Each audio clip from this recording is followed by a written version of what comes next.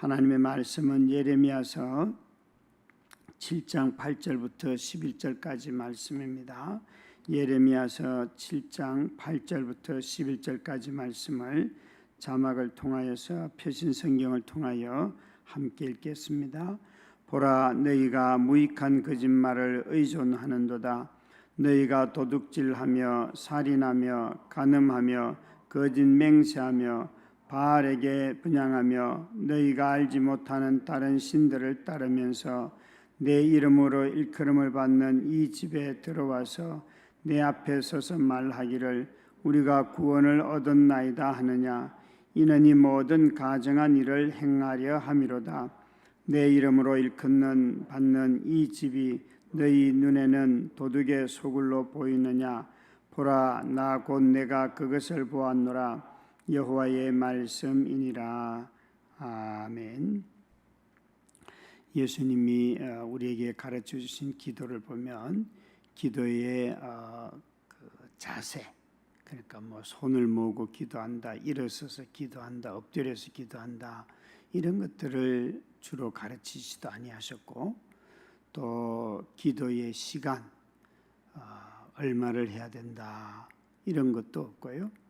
또 기도하는 장소도 별로 없어요. 예수님은 우리가 기도에 열심을 내라, 기도하는 시간이 이렇게 길수록 좋다, 막 이런 말들을 자주 하는데 이런 것들에 대해서는 거의 언급을 하지 아니하시고 기도의 내용만을 언급을 하세요. 그 기도의 내용이 아주 핵심이 주기도문입니다. 주기도문을 가지고 말씀하실 때에 그 앞뒤에도 보면 외식하지 말라, 중언부언하지 말라, 이런 말씀들을 하시면서 우리의 기도의 내용을 가르쳐 주십니다. 어쩌면 형식보다는 내용이 중요하고 기도의 시간보다는 마음의 중심이 더 중요하기 때문에 예수님이 그렇게 말씀을 하신지도 모르겠습니다. 많은 분들은 기도가 감정적일수록 또 하나님 거룩하신 이름 막 그러면서 하나님의 이름을 더 자주 많이 언급할수록 하나님이 더 잘 들어주신다는 생각을 가질 수가 있습니다. 그런데 이런 종류의 기도를 존 스토트 목사님이라는 분은 이렇게 말씀했습니다. 머리와 가슴은 없고 입술만 있는 기도다, 이렇게 말했습니다. 여러분, 기도할 때에 우리가 지나치게 거룩하신 하나님을 계속 반복한다든지 또 감정만을 앞세우면 는 기도를 이분은 입술의 기도라고 말씀을 하셨습니다.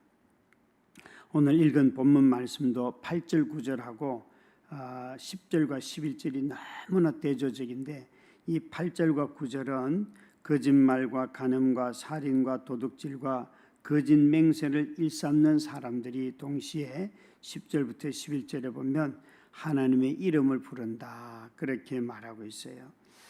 여러분, 하나님의 이름은 그분의 존재, 또 그분의 성품, 그분이 오셔서 하신 일, 이 모든 것을 하나로 뭉쳐놓은 것이 하나님의 이름이에요. 그래서 하나님이 여호와다 그러면 나는 있다, 나는 너희들 가운데 무언가 하시는 하나님이다, 이런 뜻들을 다 내포하고 있는데 이 이름은 하나님의 이런 존재를 잘 드러낼 뿐만 아니라 또 그분은 자비롭다, 너그럽다 하는 이 말씀들을, 이 하나님의 성품을 이 이름이 잘 드러내고 있습니다.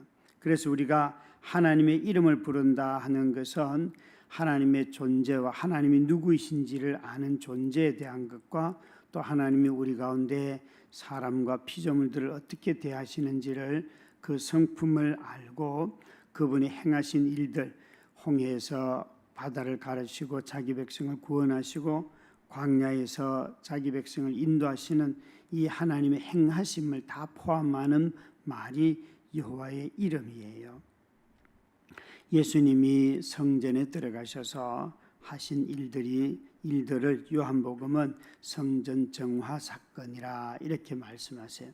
예수님은 자신이 있는 3년 동안에 6월절에 들어가셨는데, 그러나 요한복음은 특별히 성전 정화하시는 것만 기록을 하고 있습니다. 그것을 먼저 기록을 하고 있습니다. 손수 채찍을 만들어서 후려치기도 하시고 비둘기와 상을 엎으시면서 하시는 말씀이 기도하는 아버지의 집을 강도의 소굴로 만들었다 이렇게 말씀하셨어요.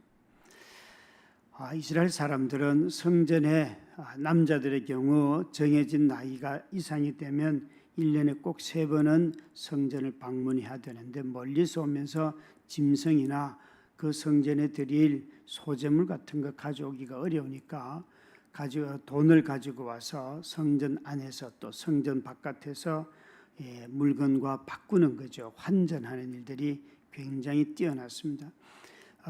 발달해 있었습니다. 그런데 이것을 보면서 예수님 뭐라고 말씀하시는가 하면 너희가 기도하는 아버지의 집을 강도의 소굴로 만들었다. 여기 우리는 아주 예배드리기 편리하게 무엇인가 하였음에도 불구하고 왜 예수님은 그것을 보고 강도의 소굴이 되었다고 말씀하셨을까요? 기도하는 아버지의 집에서 여러분 무엇을 기도할까요? 그곳에서 장사하는 모습을 보면서 예수님은 도대체 그들이 무엇을 구하면서 살아가는지를 보셨기 때문에 그렇게 말씀하고 계십니다. 기도 자체는 하나님을 구하고 하나님의 뜻에 복종하는 것이 기도이지 하나님이 우리의 간구를 들으시고 하나님이 자신의 생각을 바꾸는 것, 하나님의 생각을 바꾸는 것이 우리의 기도가 아닙니다. 우리 예수님은 이 점을 정확하게 말씀하고 계십니다. 기도 자체가 하나님을 찾고 구하는 것이 되어야 되는데 자신의 욕구를 채우기 위한 기도가 되면 그것이 바로 강도의 소굴이 된다는 말씀이 되지요. 이 본문에도 오늘 읽은 본문에도 예레미야가 여러 번 말씀하고 있습니다. 이들은 어떻게 구원받았다고 말하면서도 하나님이 어떻게 구원하신 목적을 잃어버렸습니다. 우리가 구원받은 것은 죄를 지었던 우리들이 용서받은 것이 끝이 아닙니다. 정말 하나님은 우리를 구원하셔서 뭘 하기를 원하셨는가 하면 하나님과 교제하고 하나님을 누리고 즐거워하고 기뻐하고 그것이 하나님이 우리를 구원하신 목적입니다. 그래서 여호와를 영원히 즐거워하는 것, 이것을 하나님과 교제한다 이렇게 말씀하지요. 근데 우리는 자꾸만 하나님과 교제보다는 우리 자신들의 필요를 아뢰거나 또 아니면 하나님을 바꾸려고 하는 경향이 우리에게 있습니다. 여기에 이스라엘은 이렇게 주장을 했다는 거지 않습니까? 우리가 구원 얻었습니다라고 자신들이 주장을 했는데 그러면 그 다음에 나와야 되는 것은 우리는 하나님을 기뻐합니다. 여호와의 율법을 순종합니다. 이런 말씀들이 나와야 될 터인데 바로 이어서 그들은 가정한 것들을 좋아하고 가정한 일을 추구한다. 우상을 숭배한다는 말입니다. 성전에까지 들어와서 우상을 숭배하는 이 사람들은 하나님의 백성입니까? 아닙니까?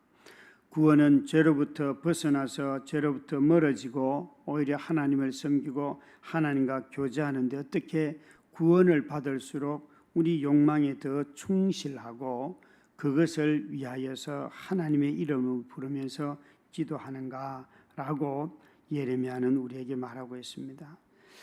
여러분, 하나님은 우리에게 엄밀하게 모든 것을 아신다고 말씀하셨어요.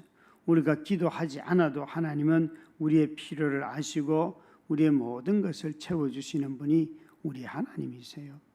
우리가 엄밀함을 알게 될 때에 우리의 기도하는 자세도 달라지고 살아가는 자세도 달라지죠. 하나님이 우리의 모든 엄밀함을 아시니까 사람들은 보고 알지 못하여도 하나님은 우리가 혼자 있을 때 하는 일들 다 아실 것이고 일할 때 어떻게 하는지 다 아실 것이고 사람을 대하는 마음의 중심을 하나님은 다 알고 계시지 않습니까? 그래서 하나님 앞에 숨길 수도 없고 또 우리가 무엇을 구하여도 그것이 진심인지 아닌지 우리 자신도 모를 때가 있는데 하나님은 우리의 마음의 진심을 다 아시는 분.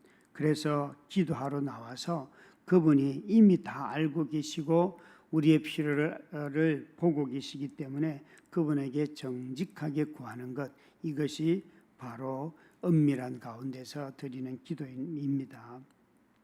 하나님은 성전을 묘사할 때에 솔로몬이 자기 성전을 짓고 이곳은 하나님의 귀가 있는 곳입니다. 하나님이 들으시는 장소입니다. 어떤 형편에 처해든지 간에 와서 하나님의 음성을 듣는 곳입니다. 하나님이 우리의 음성을 들을 뿐만 아니라 하나님의 음성을 우리가 들어야 하는 장소가 바로 성전입니다. 그래서 은밀하게 거하시던 하나님이 우리 가운데 내가 여기 이곳에 있다라고 말씀하는 것이 바로 성전이기 때문에 구약의 개념에서는 하나님이 우리의 기도를 들으시고 그 들으시는 하나님으로 말미암아 우리가 하나님의 마음을 알게 되지요. 여러분, 기도하면 할수록 우리는 기도를 통하여서 하나님의 마음을 듣고 아는 것이 우리 마음에서 일어나는 것입니다. 하나님이 우리의 기도를 들으시는 것이 아니고 우리가 하나님의 마음을 알고 하나님의 뜻을 알고 그 뜻에 순복하게 되는 것이죠. 그것이 기도입니다. 기도가 이렇게 강도의 소굴이 되고 성전이 또 이 성전에서 하나님의 성품과 하나님이 누구인지에 관심도 없고 우리의 필요만 자꾸 아뢰는 이런 삶이 되고 거기에 우리 자신이 붙잡히게 되면 우리 또한 하나님께서 너희 욕망에 사로잡혀서 살아간다라고 말씀하십니다. 참 우리가 살아가면서 이 예레미야처럼 자신의 민족이 멸망당하고 이제 쫓겨가고 성전이 무너지고 또 성전을 붙들고 우리 하나님은 우리를 우리에게 전쟁이 없이 평안을 주실 거야 라고 거짓말을 하는 사람들과 이 예레미야의 차이가 뭐겠습니까? 예레미야와 그들의 차이는 그들은 하나님의 어떤 분이다라고 하는 것을 이야기할 때 규정되어 있습니다. 그러나 예레미야는 하나님이 살아계시기 때문에 심판도 하시는 분이시지만 하나님은 구원도 하시는 분이시다. 그런데 너희들은 항상 구원하시는 하나님만 이야기하고 있지. 그런데 너희들의 삶을 보면 하나님은 심판하시기도 하셔. 그리고 지금은 하나님이 너희를 심판하시려고 하셔 라고 말을 하였기 때문에 다른 선지자들로부터 비난을 듣고 매를 맞기도 하고 감옥에 갇혀야만 했습니다. 왜 너는 구원하시는 하나님을 이야기해야지 심판하시는 하나님을 이야기하냐 이렇게 말씀하고 있습니다. 이 차이가 뭐겠습니까? 똑같은 그 부르심을 입은 선지자임에도 불구하고 누구는 거짓 선지자고 누구는 참 선지자, 이걸 여러분 어떻게 판단하시겠습니까? 그 사람의 삶의 열매를 보고 판단한다 그런데 사람에 대해서 판단하는 것은 아시다시피 다 부분적이지 않습니까? 우리는 사람에 대해서 다 알지 못합니다. 우리 교회 청년이었다가 어느 교회에 담임으로 청빙을 받아서 간 후배가 어제 전화가 왔어요. 또 제가 전화를 또 다시 드렸어요. 왜 드렸는가 하면 페이스북에 쓰는 글을 보니까 상당히 어렵구나 싶어서 전화를 했죠. 하니까 아니나 다를까 어려운데 쭉 사정을 들어보니까 이런 거예요. 5인 가족인데 자기는 원로 목사가 되면서 사례를 한 달에 헌금이 800만 원 나오는 그런 교회인데 원로 목사님이 230만 원을 가져가고 자기 보고는 200만 원으로 딱 정해놓고 재직회를 다 한 거예요. 한 번 상의도 없이.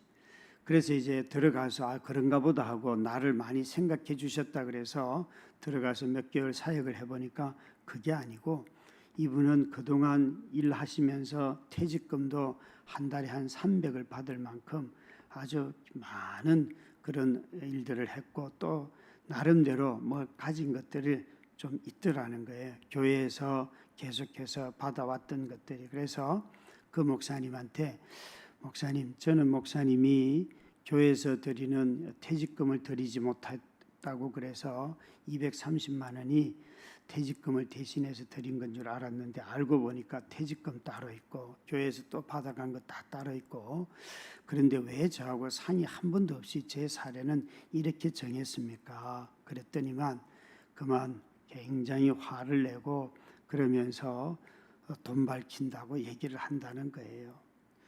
참 여러분, 제가 이렇게 말했습니다. 참 그분은 이미지로 보면 깨끗하게 산 것 같고 퇴직금도 안 받고 교회에서 주는 퇴직금도 없이 사역을 끝낸 것 같지만 실상은 들여다보면 자기가 챙길 건 다 챙겼구나.